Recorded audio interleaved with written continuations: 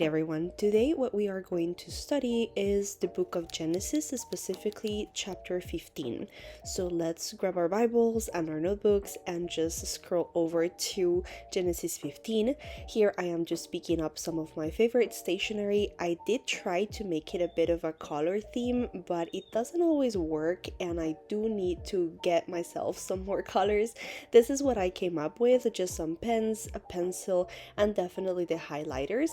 I also like to have my daily Bible with me because usually I highlight more stuff in there. And then I grab my green highlighter. For this one, we are going to highlight all the things that God said to Abraham. So anytime that you have, let's say, quotations on what God said, you can highlight it with green or the color you chose. And then I did use pink to highlight all of God's actions whenever God did something for Abraham or there was a result for him. And lastly, I used gray to highlight what Abraham said to God.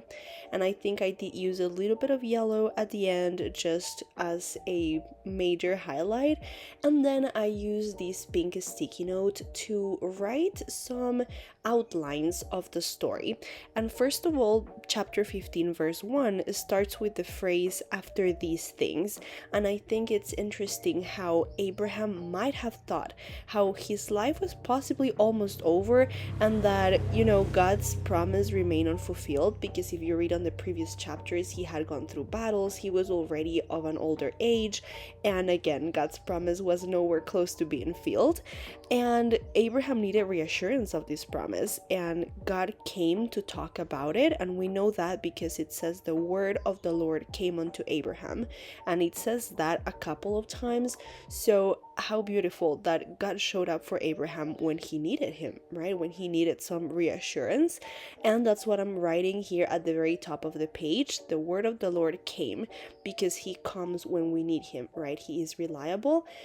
Just a bit of the artistic part in here. I did write it in pencil first because I don't trust myself, even though I was not really doing a lot of fancy lettering. I still wanted to use a pencil just in case, and then just writing a brief subtitle in there and just kind of reminding myself of the major teaching of the verse in itself, which is again the reassurance that God gives us. And then we move on to the side of the page where I wanted to do some annotations. So in here I did write, or rather circled, the fact that God called him by name. On verse 1 when he says, "Fear not, Abram," right? Like he knew Abraham by name. He kind of wanted to reassure him on a personal level.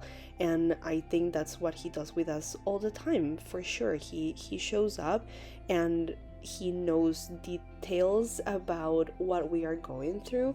It's not lost to him, and he knows the outcome too. So he reassures us on that.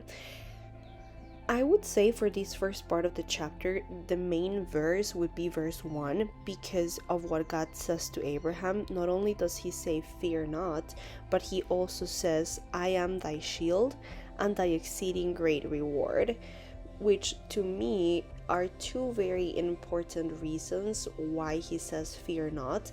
And I like that God explains why we shouldn't be fearful, right? Because it's very easy for anyone to just say "fear not," right? Like, don't be afraid. But how can we be sure, right? Sometimes as humans we need that reassurance, that certainty, and God definitely gave it here. So first of all, he says, "I am thy shield," and obviously that means he is our protection, he is our deliverance. Like, nothing is gonna get to us through him, because he is our shield. And then he also explains how, "and thy exceeding great reward." And I like how he uses those adjectives. He could have just said reward, but he chose to specify exceeding great. And I don't know if there are other types of rewards, given that he specified which one he would bring, right? Maybe there are some rewards that if we strive after them ourselves, maybe they're not as good as what God has for us. But here he is going into detail. He is reassuring us that his reward is the best, that he only has our best interest in mind.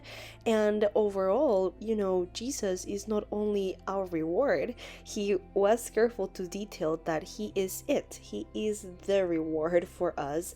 And after that, we can continue to see confirmation of that on verse 5, where it says, "And he brought him forth abroad and said, Look now toward heaven, and tell the stars, if thou be able to number them. And he said unto him, So shall thy seed be." So once again, he gives Abraham like a physical example of how the reward is going to be. And I love that he says, "Look now." Like he is reminding him that right now he is being faithful, that he is showing us his power, that he can and he will fulfill his promises. And that is just incredible to know that not only does he have physical evidence of his promises being fulfilled, because I'm sure you and I so far have a lot of different stories and testimonies of how God has come through for us. So how can we not trust him with our futures, right? And I like how he is calling us to pay attention to now, right? Look now. And I hope that today we can look up at the sky and kind of remember all the things that he has done for us, how he has come through, and to live in the present of how he is delivering us just now, and every day he continues to do so. Thank you very much for following along. I certainly enjoyed digging into these few verses that had so many power and reassurance into what God is for us and how he delivers us. And definitely see you on the next one, because I want to continue diving into the word. You take care, guys. Goodbye.